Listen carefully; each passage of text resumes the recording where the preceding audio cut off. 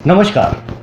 बाबा दीप सिंह सिख धर्म के सबसे पवित्र शहीदों में से एक और एक उच्च धार्मिक व्यक्ति के रूप में पूजनीय हैं। सिख गुरुओं की शिक्षाओं के प्रति समर्पण और उनके अतुलनीय त्याग और बलिदान के प्रति सम्मान व्यक्त करने के लिए ही उनके नाम के आगे बाबा शब्द लगाया जाता है। जब नवाब कपूर सिंह द्वारा खालसा सेना निर्माण हेतु सब मिसलों का पुनर्गठन किया गया, तब बाबा दीप सिंह ने शहीदन मिसल का नेतृत्व किया। बाबा दीप सिंह का जन्म 27 जनवरी 1682 को अमृतसर जिले के पीहूविंड गांव में हुआ। उनके पिता का नाम भक्तू जी और मां का नाम जीवनी था। जब 1699 में वैशाखी के दिन आनंदपुर साहिब में दशमेश गुरु गोविंद सिंह जी ने खालसा पंथ की स्थापना की, तब जिन लोगों ने सबसे पहले खंडे बाटे की पहुल अर्थात अमृत संचार द्वारा खालसा पंथ की औपचारिक दीक्षा लेकर सिख धर्म का रुतबा पाया, उनमें बाबा दीप सिंह भी एक थे। उसके बाद तो युवा अमृतधारी सिख के रूप में उन्होंने गुरु गोविंद सिंह के सानिध्य में तलवारबाजी, घुड़सवारी और अन्य सिख मार्शल आर्ट आदि कौशल सीखने में ही स्वयं को खपा दिया। साथ साथ भाई मणि सिंह से उन्होंने गुरुमुखी शब्द पढ़ना और लिखना सीखा और गुरुवाणी में दर्ज गुरुओं एवं भक्तों के शब्द वाणी की व्याख्या को समझने में काफ़ी समय व्यतीत किया। गुरु गोविंद सिंह के आशीर्वाद से आपने भिन्न भिन्न दायित्वों पर अपने कर्तव्यों का निर्वहन किया। श्री गुरु गोविंद सिंह जी ने बाबा दीप सिंह जी से गुरु ग्रंथ साहिब में गुरबाणी लिखाई थी, क्योंकि बाबा दीप सिंह जी लिखते बहुत अच्छा थे। दीप सिंह जी ने गुरु आज्ञा अनुसार श्री गुरु ग्रंथ साहिब जी की 4 प्रतियां तैयार की, जिन्हें अलग अलग तख्तों पर स्थापित किया गया। दीप सिंह जी ने इस विद्यालय का नाम गुरु आज्ञानुसार दमदमी टकसाल रखा। अमृत संचार और गुरुमत प्रचार का काम दमदमी टकसाल का दायित्व था। सन 1704 के प्रारंभ में बाबा दीप सिंह जी के माता पिता उनसे मिलने आए और गुरु जी से अनुरोध किया कि दीप सिंह को आज्ञा प्रदान की जाए कि वह अपने विवाह के लिए घर वापस उनके साथ चलें। परंतु बाबा दीप सिंह का मन गुरु चरणों में रम गया था। कीर्तन, कथा, सिंहों की वीरता पूर्ण कर्तव्य ने बाबा दीप सिंह जी का मन मोह लिया था। अतः वह इस वातावरण को त्याग कर घर जाने में असहनीय पीड़ा अनुभव कर रहे थे। परंतु गुरु आज्ञा के कारण उन्हें अपने माता पिता के साथ गृहस्थ आश्रम को अपनाने घर जाना पड़ा।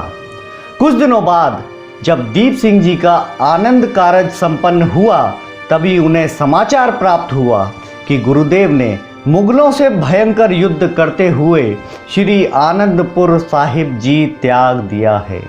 जैसे ही दीप सिंह जी को गुरुदेव के विषय में जानकारी मिली कि वे सावों की तलवंडी पहुंचे हैं, दीप सिंह जी भी तुरंत वहां पहुंचे और गुरु गोविंद सिंह जी के चरणों में शीश रखकर युद्ध के समय में अनुपस्थित रहने की क्षमा याचना की।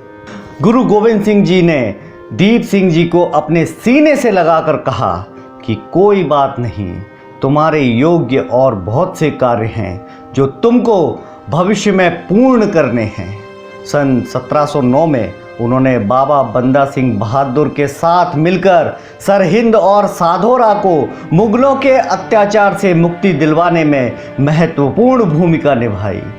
सन 1733 में नवाब कपूर सिंह सिंहपुरिया ने उन्हें अपने एक दस्ते का मुखिया बना लिया। सन 1748 में जब खालसा सिखों ने मिसलों को फिर से संगठित किया, तो बाबा दीप सिंह ने शहीदन मिसल का नेतृत्व किया। इन मिसलों में शामिल योद्धा मुगलों के अत्याचार से पीड़ित लोगों के लिए काम करते थे। सन 1746 ईस्वी में पंजाब के राज्यपाल यहिया खान ने दीवान लखपत राय के नेतृत्व में सिखों का सर्वनाश करने का अभियान चलाया, तो उस संकट के समय दीप सिंह जी अपनी सैनिक टुकड़ी के साथ अपने भाइयों की सुरक्षा हेतु साबों की तलवंडी से कानूवाल के जंगलों में सहायता के लिए पहुंचे। इस युद्ध को छोटा घल्लू घारा कहा जाता है।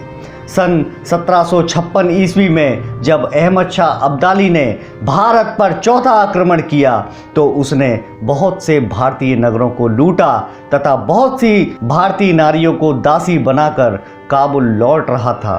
तभी बाबा दीप सिंह जी की शहीद मिसल की सैनिक टुकड़ी ने कुरुक्षेत्र के पास पीपली तथा मारकंडे के दरिया में छापे मारकर गोरिल्ला युद्ध के सहारे लगभग 300 महिलाओं को स्वतंत्र करवा लिया और इसके साथ ही कई मूल्यवान वस्तुओं से लदे पशुओं को भी घेर कर वहां से हाँक कर अपने क्षेत्र में ले जाने में सफल हो गए। बाबा दीप सिंह जी ने यह हमला कुरुक्षेत्र में किया था, जिससे बौखलाकर अब्दाली ने अपने बेटे तैमूर शाह को सिखों के विनाश का हुक्म दिया। पिता का आदेश पाकर तैमूर शाह ने जगह जगह गुरुद्वारों और पवित्र स्थानों को नुकसान पहुंचाना प्रारंभ कर दिया। इस दौरान सिखों के पवित्र स्थान हरमिंदर साहिब को भी नुकसान पहुंचाया गया। जहान खान ने पवित्र सरोवर में कूड़ा फिकवा दिया और गायों का वध करके श्री दरबार साहिब जी में रख दिया गया।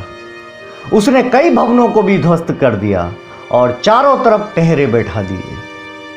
हरमिंदर साहिब को नुकसान पहुंचाए जाने की खबर जब बाबा दीप सिंह जी को मिली तो उन्होंने नगाड़े पर चोट लगाकर युद्ध के लिए तैयार होने का आदेश दे दिया। तुरंत समस्त साबों की तलवंडी नगर के श्रद्धालु नागरिक इकट्ठे हो गए। सभी सिखों को संबोधित करते हुए बाबा दीप सिंह जी ने धर्म युद्ध का आह्वान करते हुए कहा कि सिखों, हमें आतताई से पवित्र हरिमंदिर साहिब दरबार साहिब के अपमान का बदला अवश्य ही लेना है। मौत को गले लगाने के लिए शहीदों की बारात चढ़नी है। चारों दिशाओं से सिंह अस्त्र शस्त्र लेकर एकत्रित होने लगे। देखते ही देखते लगभग 3000 खालसा उनके बेड़े में शामिल हो गए और उन्होंने अमृतसर की ओर कूच कर दिया। हरमिंदर साहिब को अहमद शाह अब्दाली के कब्जे से छुड़वाने के लिए जाते समय बाबा दीप सिंह जी ने अपनी सेना में जोश भरते हुए खालसा लड़ाकों से कहा कि उनका सिर हरमिंदर साहिब में ही गिरेगा। तरन तारण तक पहुंचते पहुंचते उनकी सेना में लगभग 5000 खालसा योद्धा शामिल हो चुके थे। लाहौर दरबार में सिखों की इन तैयारियों की सूचना जैसे ही पहुंची, जहान खान ने भी इस्लाम खतरे में है का नारा लगाकर जिहादियों को इकट्ठा करना प्रारंभ कर दिया। वे लोग हैदरी झंडा लेकर गाजी बनकर अमृतसर की ओर चल पड़े। इस प्रकार उनकी संख्या सरकारी सैनिकों को मिलाकर 20,000 हो गई। अफगान सेनापति जहान खान अपनी सेना लेकर अमृतसर नगर के बाहर गरोवाल नामक स्थान पर सिखों से टकराया। सिंह इस समय श्री दरबार साहिब के अपमान का बदला लेने के लिए मरने मारने पर तुले हुए थे। ऐसे में उनके सामने केवल लूट मार के माल का आश्वासन लेकर लड़ने वाले जिहादी कहाँ टिक पाते। वे तो केवल बचाव की लड़ाई लड़कर कुछ प्राप्त करना चाहते थे, किंतु यहाँ तो केवल सामने मृत्यु ही मंडराती दिखाई देती थी। अतः वे धीरे धीरे भागने में ही अपना भला देखने लगे। सिखों ने ऐसी वीरता से तलवार चलाई कि जहान खान की सेना में भगदड़ मच गई। जगह जगह शवों के ढेर लग गए। जहान खान को सबक सिखाने के लिए बाबा जी का एक निकटवर्ती सिख सरदार दयाल सिंह 500 सिंहों के एक विशेष दल को लेकर शत्रु दल को चीरता हुआ जहाज खान की ओर लपका, परंतु जहाज खान वहां से पीछे हट गया। तभी उनका सामना यकूब खान से हो गया। उन्होंने उसके सिर पर गुरज गदा दे मारा, जिसके आघात से वह वहीं ढेर हो गया। दूसरी तरफ जहान खान का नायब सेनापति जमाल शाह आगे बढ़ा और 75 वर्षीय बाबा जी को ललकारने लगा। दोनों में घमासान युद्ध हुआ। उस युवा सेना नायक से दो दो हाथ करते समय जब बाबा जी का घोड़ा बुरी तरह से घायल हो गया तो वे पैदल ही युद्ध करने लगे। बाबा जी ने पैतरा बदलकर एक खंडे का वार जमाल शाह की गर्दन पर किया, जो अचूक रहा, किंतु जमाल शाह ने भी उसी समय वार किया। नतीजतन दोनों की गर्दनें कट गई। इसके आगे की कहानी को इतिहासकार माने ना माने, लोक गाथाओं में तो सदा सर्वदा के लिए अमर हो गई हैं। जैसे ही बाबा का शीश कटा तभी निकट खड़े दयाल सिंह ने रूदे कंठ से किंतु ऊंचे स्वर में चिल्लाकर कहा, बाबा जी, आपने तो रणभूमि के लिए चलते समय प्रतिज्ञा की थी कि मैं अपना शीश श्री दरबार साहिब जी के चरणों में ही भेंट करूंगा। आप तो यहीं रास्ते में शरीर त्याग रहे हैं। और उनकी आंखें डबडबा गई।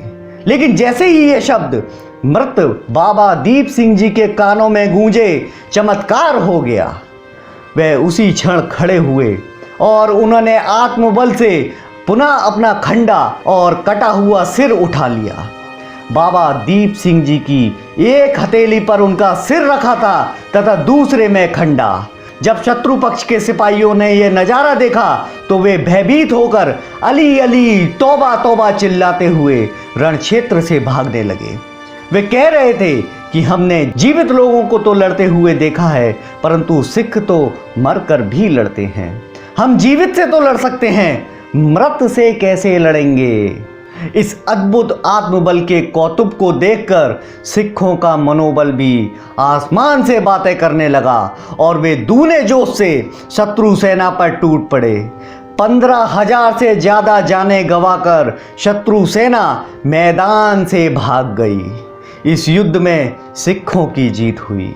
बाबा दीप सिंह जी का शरीर श्री दरबार साहिब की परिक्रमा में पहुंचकर ही रुका। उनका शीश परिक्रमा में इस तरह टिका था मानो बाबा जी हरमिंदर साहिब की तरफ मत्था टेक रहे हों। बाबा दीप सिंह जी की शहादत 1761 ईस्वी में हुई।